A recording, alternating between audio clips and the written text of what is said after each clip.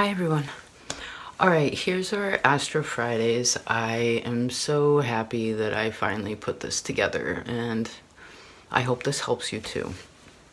Okay, so you know how the last few Motivational Mondays, I feel like it's sort of been since the middle of November, which reminds me.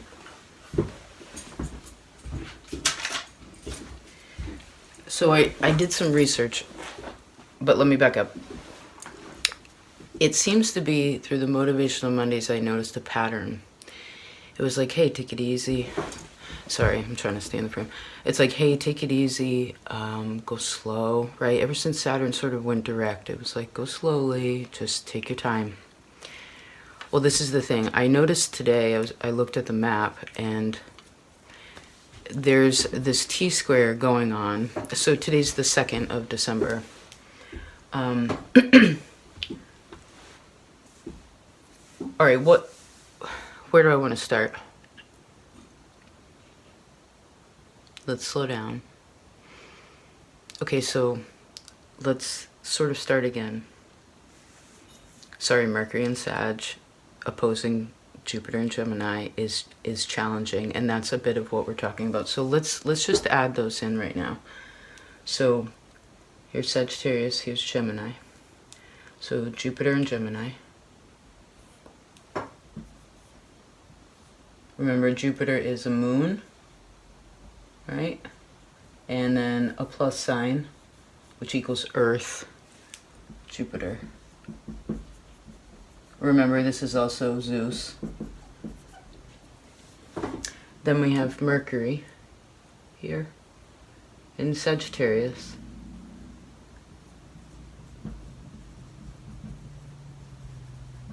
Which is also Hermes. Which I know this is Greek and this is Egyptian, but same world, same ideas, different names, right? Then we have Saturn and Pisces.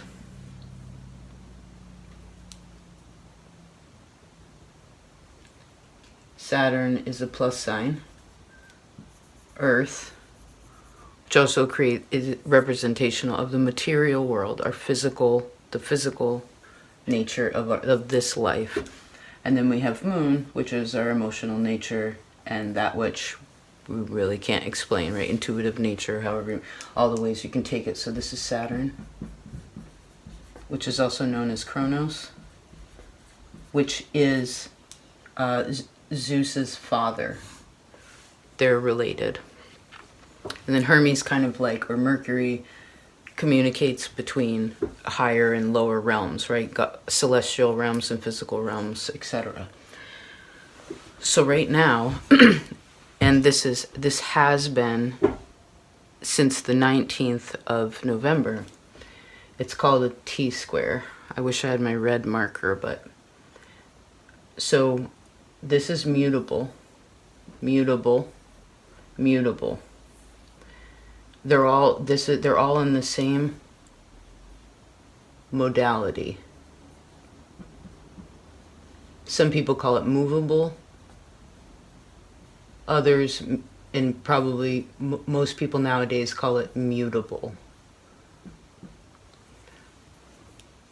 Virgo is the fourth part that creates that, but we don't have anything going on in here. What the what the issue is, or where the tension is right now Mercury is opposing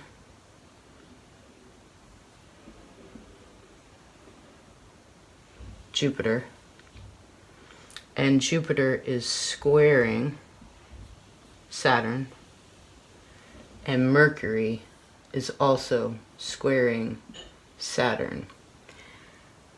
I'm sure, or perhaps you want to check in your own map if you happen to have this particular aspect, two squares and an opposition.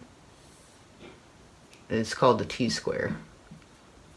You could think of that like in carpentry. We have a T-square, right? You put it on the corner of something and it makes sure that it's proper and plumb and level, right? All squared up. But in astrology, this creates a very strong tension point. Usually you can see this is a triangle the peak of the triangle, if you will, is Saturn. So Saturn is going to show us, let's talk about the energy in relation to those motivational Mondays. Take it easy. Slow down, or it just feels kind of slow, or it just feels kind of heavy. Usually in December it's pretty excitable. I think that energy is still existing, but I don't know, I've been feeling it. I know a lot of people here have been feeling it. So this stays this way. Now, why is this?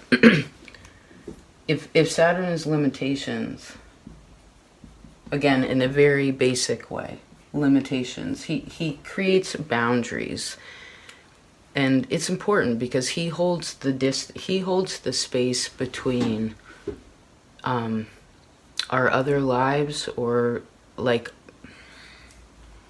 further energy, and then this personal world. Again, it's sort of like celestial, kind of like Mercury or Hermes. It's like it can go to the celestial realm, it can go into the physical realm. Saturn is the one that actually holds that boundary. He's the kind of the gatekeeper, or some call him the Time Lord. And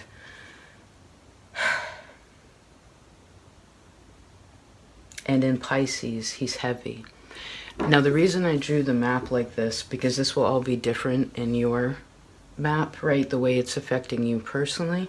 And I would suggest looking at these houses, Gemini, Pisces, and Sag, and see, just even if you just drew your map like this, like these are the houses that are being affected by you. And wherever Saturn sits is really like the focal point, but it's also the tension. And for me, I always see it wise to look to the opposite. Maybe go to Virgo, like because that's the free zone. So this could partially be the answer, which Virgo to me is a quiet, minimalistic monk that prays a lot, appreciates the little things, takes its time, right? It's not like signing up for the, to be a monk and then expecting to be enlightened the next day. A monk knows in that sense, like they may never hear God their whole life, but like if they do, what a miracle, I don't know. So the reason, again, that I drew the map like this with Aries in the first house is because collectively speaking, this is what we're dealing with. So Saturn is restrictions, that the 12 and let's say limitations. Now the 12th house is also about limitations. So we have this sort of double whammy going on, and also in our unconscious. Also, when we start the day, again, collectively, when we're starting the day, we have to go through Saturn energy, which is kind of heavy. It's like hard to start the day with a big gusto, and maybe actually some quiet time to sit, meditate, pray, however you want to call it, could be very helpful in the mornings. I think that's what we're supposed to do, because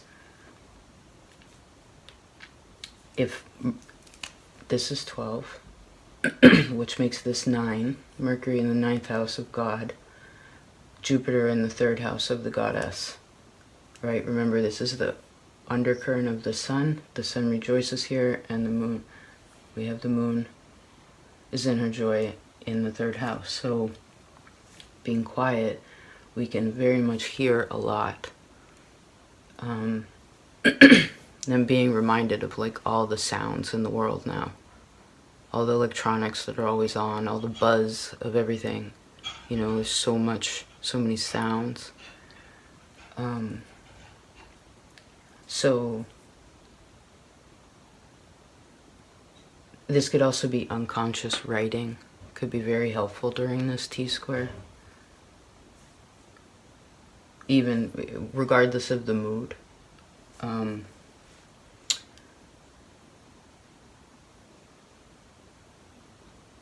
Because Jupiter is our happiness.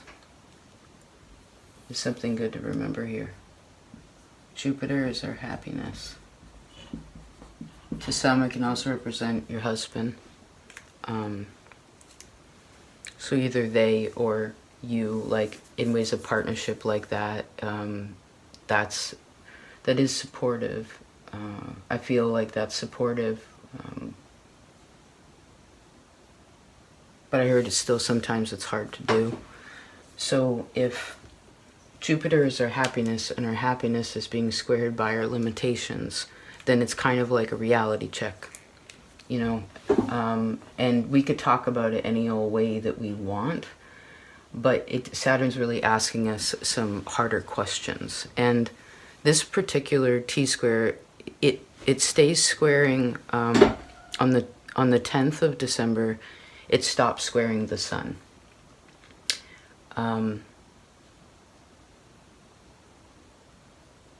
So it stops squaring Mercury, because we're in Sag. On the 11th, it stops squaring Mercury, specifically. Did I write that down right? Well, I guess the sun and Mercury are traveling together, but I didn't write it on the top, excuse me. This T-square itself stays here until December 20th, so basically the solstice. This just stays put. And I think that's what those Motivational Mondays were prepping us for. That's like a couple, you know, we said it 2 weeks in a row, like take it easy. That would be basically till the end of the month. But even when this goes away, this one here, which will be nice, because then the mind isn't so heavy too. Mercury in a tough aspect to Saturn is, especially Mercury in debilitation, is going to make the mind kind of dense, you know, or there's just heavy things that you got to think about. Again, realities. It could be all sorts of things. I mean, so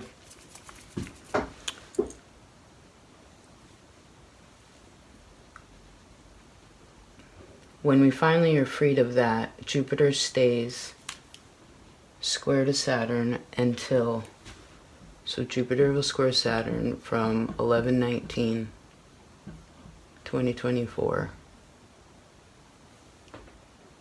until the 23rd of January 2025.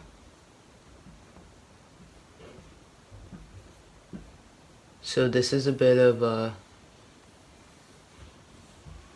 I mean, we're even like really near all this Saturn energy too. That's interesting where we drew it. And that's exactly at 5:32 Eastern Standard Time, if you're curious. Like, maybe we can be like, woohoo, we're gonna light a candle or something like that. So I also wanted to read, because I felt like this was very suiting, and this man, Robert Hand, I know we've talked about him before, but I only even recently discovered like the true, another really deep layer of my appreciation for him as an astrologer. His father, I guess, was an astrologer too. I didn't know that. But like, he's translated like ancient text, Al-Kindi's work. It's mind-blowing. Like, so I respect his opinion, and we'll read from his interpretation literally. So Jupiter square Saturn. We're talking fast. Sorry that Mercury and Sag is hard for me. It says, under this transit you will make many adjustments in your life, separating yourself from persons or circumstances that are doing you no good.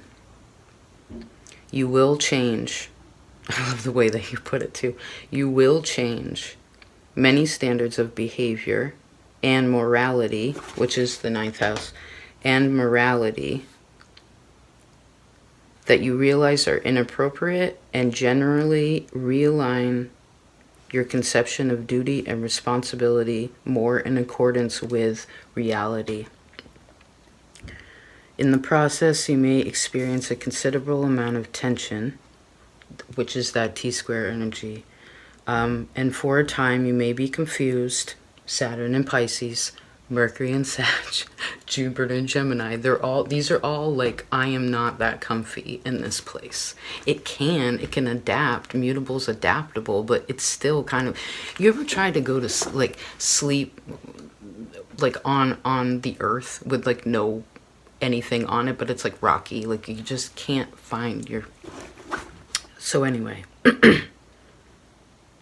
Let's read that again. In this process, you may experience a considerable amount of tension, and for a time you may be confused, not quite knowing whether to go backwards or forwards, and to expand or to cut back. Probably you would be well advised about, funny with my words, probably you would be well advised to go off by yourself for a while, because other people's advice will be of little value unless you select your advisors with great care. The challenge here is to accept increase and then go forward in some areas, but to cut back in others. You will not be able to keep everything going, no matter how much you want to. Slow down. Unfortunately, there is no way of telling in advance which areas of life will be affected. I guess because right now we're just reading Jupiter square Saturn, not via this. Again, you could look at your own map and that will help you. It says, as with other Jupiter-Saturn contacts, there is also a strong feeling of restlessness and uncertainty. You know clearly that something is wrong, but you are not sure what it is.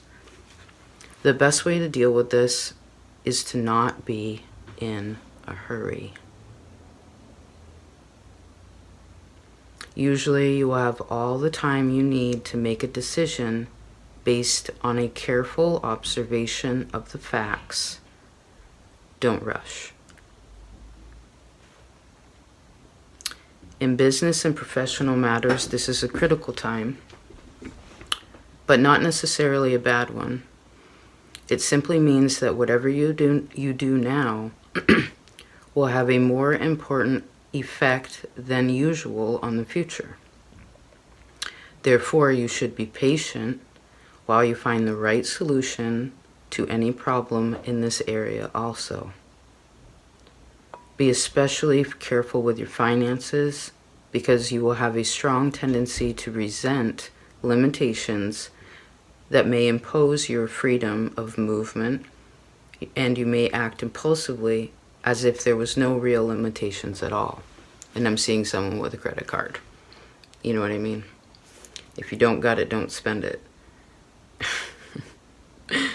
It says it is possible that you will change jobs under this transit, because a new offer gives you more opportunities to get ahead than your old job. In that case, take it, because such changes are often beneficial with this influence. In general, you should take any opportunity that comes along now to broaden your scope and to release yourself from limitations that have held you back. The trick is to do this in a way that is not destructively disruptive.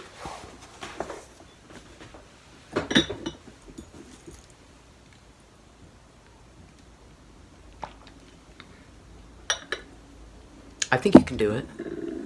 I bet you can. I'm not really a betting woman, but if I could say such.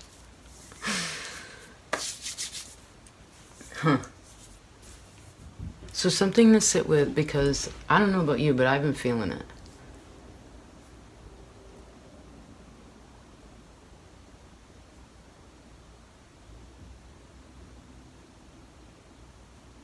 Thank you, Robert Hand, for your wisdom and intelligence. All right, I'm gonna say that's that. I'm gonna make some supper. I love you so much. I hope this was helpful. Please feel free free. Feel free to say what is going on with you. Or like, what houses this is affecting. I don't have the energy to go into all the ascendants right now. Like the overall energy is I think the lesson as a whole is more of the purpose. We can apply that, right, to, we know where the energy's going. Okay. Take care.